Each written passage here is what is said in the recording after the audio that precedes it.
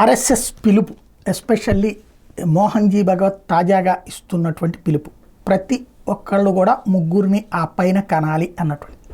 ఇది ఎంతవరకు సాధ్యమవుతుంది, జరుగుతుందా? ఇవాళ ఉన్న ప్రజల ఆలోచన తీరే అతిపెద్ద సవాల్. మోడీ ఇది చేయగలుగుతాడా?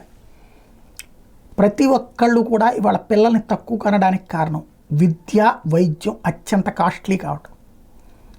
విద్యకి కనీసం 1/4, వైద్యానికి ఎంత అవుతుందో లెక్క చెప్పలేకపోతున్నారు, అప్పుల పాలైపోతున్న పరిస్థితి.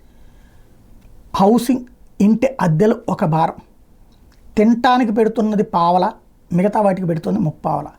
ఈ పరిస్థితులు మారితే, ఆ సదుపాయాలు అందితే, అవన్నీ ప్రభుత్వం బాధ్యతాయుతంగా కల్పిస్తే అమెరికా, యూరప్ దేశాల్లో ఉన్నటువంటి తరహాలో విద్యా వైద్యం ప్రభుత్వ పాఠశాలలు, ప్రభుత్వ కళాశాలకు వెళ్ళి చదువుకునేటటువంటి విధంగా ప్రభుత్వ ఆసుపత్రికి వెళ్ళి ట్రీట్మెంట్ చేయించుకునే స్థాయికి వెళ్తే అప్పుడు పబ్లిక్ ఎంతమందిని కనడానికైనా ఇబ్బంది పడకుండా ఉంటారు.